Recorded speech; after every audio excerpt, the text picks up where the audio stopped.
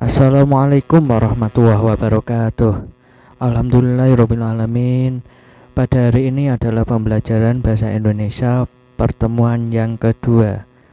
Pada hari ini kita akan membahas tentang surat lamaran pekerjaan. Sebelum kita membahas tentang surat lamaran pekerjaan, marilah kita berdoa terlebih dahulu agar pembelajaran pada hari ini berjalan dengan lancar dan penuh semangat. Tapi sebelumnya, apakah kalian semua telah membuat ataupun melihat sebuah surat lamaran pekerjaan? Nah, kalau belum, marilah kita pelajari tentang menulis surat lamaran pekerjaan. Pada bab 1 ini ada beberapa subbab. Yang pertama yaitu mengidentifikasi isi dan sistematika surat lamaran pekerjaan. Yang kedua, memformulasikan unsur kebahasaan surat lamaran pekerjaan. Yang ketiga, menyajikan simpulan sistematika dan unsur-unsur isi surat lamaran pekerjaan. Yang keempat, menyusun surat lamaran pekerjaan. Dan yang kelima, melaporkan kegiatan membaca. Dalam berkomunikasi, manusia saling memberikan informasi. Bentuk komunikasi tidak langsung, salah satunya adalah surat. Surat adalah salah satu sarana komunikasi tertulis untuk menyampaikan informasi dari satu pihak seperti orang, instansi, atau organisasi kepada pihak lain. Orang, instansi, atau organisasi. Ada beragam jenis surat. Salah satunya adalah surat lamaran pekerjaan. Menulis dan mengirimkan surat lamaran pekerjaan merupakan langkah awal dalam usaha mendapatkan pekerjaan yang diinginkan. Salah satu hal yang berpengaruh diterima atau tidaknya Anda bekerja di instansi terkait adalah surat lamaran pekerjaan yang Anda kirimkan. Perusahaan akan menilai mulai dari aspek penulisan, kerapian, format, dan kreativitas penulisan. Jika Anda berhasil membuat surat lamaran kerja yang bisa menarik perhatian pimpinan perusahaan, setidaknya hal itu sudah menjadi nilai positif dan memperbesar peluang Anda untuk diterima atau mengikuti tahap penyeleksian selanjutnya.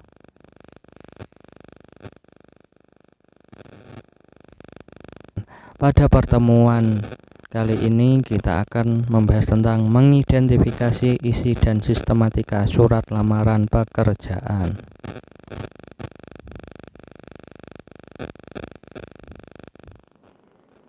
Surat lamaran pekerjaan adalah surat yang dibuat oleh seseorang untuk melamar pekerjaan di suatu perusahaan atau kantor ataupun instansi tertentu. Surat lamaran pekerjaan termasuk ke dalam jenis surat pribadi yang bersifat resmi atau dinas, sehingga dalam penulisannya terdapat aspek-aspek tertentu yang harus diperhatikan. Surat lamaran pekerjaan dapat dibuat setelah calon pelamar mendapat informasi adanya lowongan pekerjaan di perusahaan atau instansi tertentu. Informasi tersebut dapat diperoleh melalui media massa atau media elektronik. Selain itu, ada juga surat lamaran pekerjaan yang dibuat atas inisiatif dari calon pelamar sendiri. Bisa disimpulkan bahwa pengertian surat lamaran pekerjaan adalah surat yang dibuat oleh seseorang atau pribadi yang bersifat resmi dan dalam penulisannya harus menggunakan tata bahasa yang baik dan sesuai dengan ejaan bahasa Indonesia yang baku. Selanjutnya kita akan membahas tentang bagian-bagian surat lamaran pekerjaan. Surat lamaran pekerjaan terdiri dari dua bagian. Yang pertama, tesis. Yang kedua adalah bagian argumentasi. Bagian tesis dibagi menjadi 7. Yang pertama terdiri dari nama, yang kedua tempat tanggal lahir, yang ketiga jenis kelamin, yang keempat agama, yang kelima pendidikan terakhir, yang keenam alamat, dan yang ketujuh email dan nomor HP. Selanjutnya adalah bagian argumentasi. Bagian argumentasi ini dibagi menjadi 5. Yang pertama ada fotokopi ijazah, yang kedua pas foto ukuran 3x4, yang ketiga fotokopi SKCK, yang ketiga fotokopi SKCK, yang keempat surat keterangan kelakuan baik, dan yang kelima ucapan terima kasih.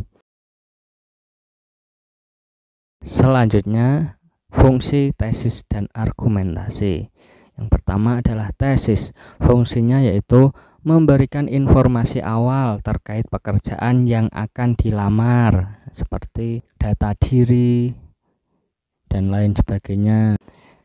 Yang kedua adalah argumentasi. Fungsinya yaitu memperkuat pernyataan umum atau memperkuat tesis.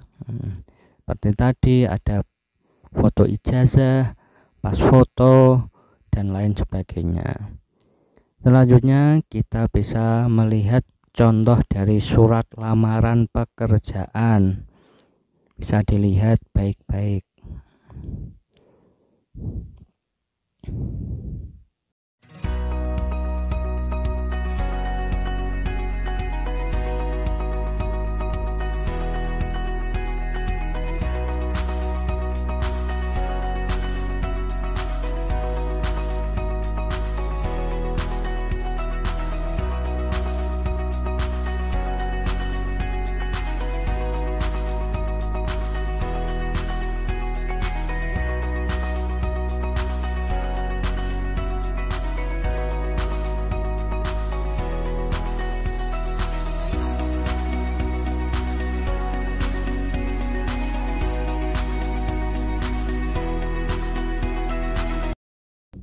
Setelah melihat contoh surat lamaran pekerjaan, ada beberapa pertanyaan yang harus kalian jawab.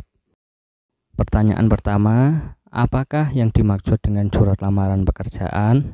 Yang kedua, menurut Anda, apakah surat lamaran pekerjaan boleh dibuat oleh orang lain? Yang ketiga, sebutkan dan jelaskan bagian dari surat lamaran pekerjaan. Demikian pembelajaran pada pertemuan kali ini.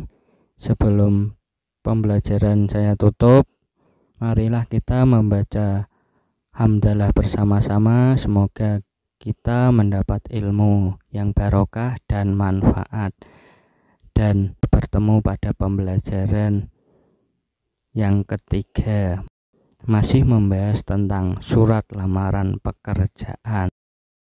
Wassalamualaikum warahmatullahi wabarakatuh.